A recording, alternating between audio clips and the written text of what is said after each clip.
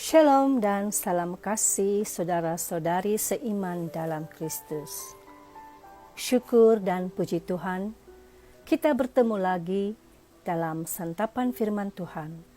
Hari Rabu bersamaan dengan 14 hari bulan September 2022. Mari kita sama-sama mendengar dan merenungkan Injil Yohanes bab 3 ayat 13 hingga ayat 17.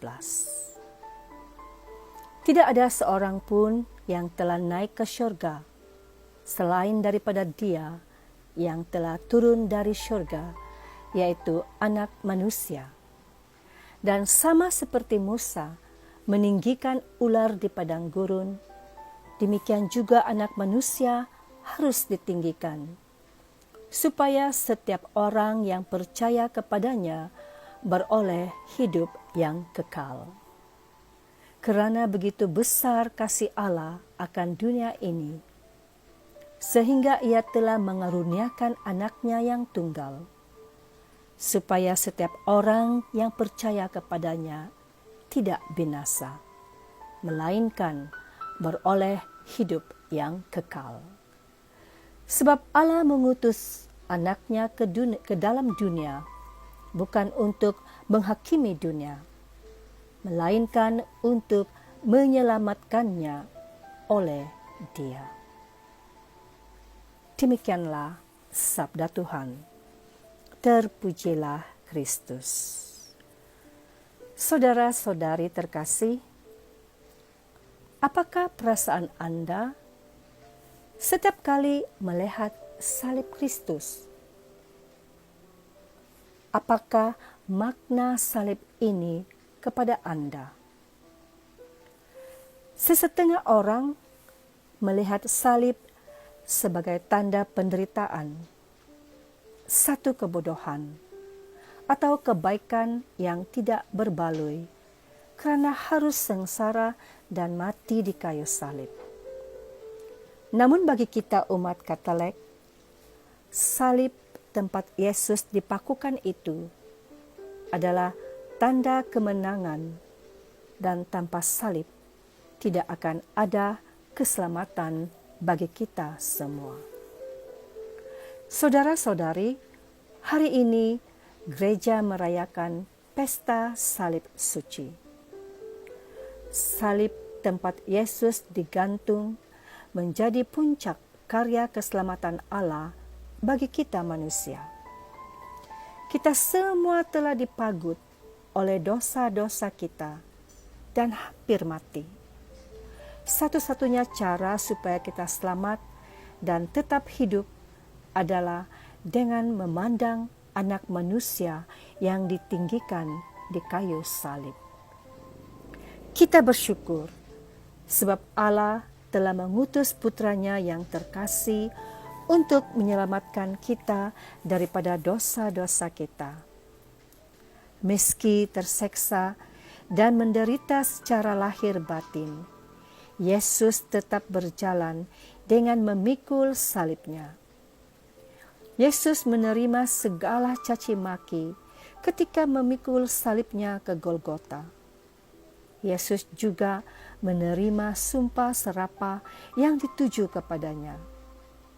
Namun demikian, jangankan marah atau mengutuk, Yesus justru mendoakan semua orang yang mendera dan mencaci maki dirinya sebelum Ia wafat. Sebab Yesus sendiri tahu dan percaya bahwa melalui salib itulah ada kemuliaan kekal serta keselamatan abadi.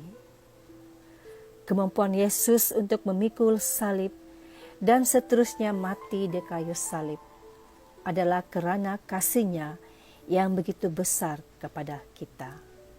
Kasih tanpa syarat. Sesungguhnya pribadi Yesus kasih adanya. Nah, saudara-saudari, dalam kehidupan kita sehari-hari, kebaikan yang kita lakukan terkadang kita berasa menjadi kesakitan bagi kita. Orang tidak menghargai atau orang memandang sinis atau menyalahfahamkan kebaikan kita. Saat kita alami kesakitan, cabaran, dan kesusahan, ayo, mari kita arahkan pandangan kita kepada salib Kristus, salib cinta dan kasih tanpa syarat, penuh keikhlasan dan pengorbanan. Semoga dengan demikian kita dapat menyatukan hati kita dengan hati cinta Yesus, sehingga kasih itu adalah nature atau keberadaan saya, dan memampukan kita berkata bahwa saya adalah kasih adanya, kasih yang lahir daripada salib cinta Yesus. Saudara-saudari, anggaplah diri Anda bertua jika Anda mengenali Yesus secara mendalam, sebab Anda mempunyai seseorang yang senantiasa bersedia menolong Anda. Seseorang yang Anda dapat bercakap atau berkongsi setiap kali Anda mengalami ujian atau salib dalam hidup Anda. Anda mempunyai seseorang yang Anda sentiasa boleh melihat setiap kali cobaan dan rintangan hidup menghampiri Anda. Bagaimana pula mereka yang tidak mengenali Yesus secara mendalam atau yang langsung tidak mengenali Yesus? Sudah tentu mereka berada dalam situasi yang tidak menguntungkan, bukan? Namun saudara-saudari, mereka tidak akan hilang atau sesat, sebab Anda berada di sana. Dan peranan Anda adalah memperkenalkan salib Yesus dan memberi Yesus kepada mereka.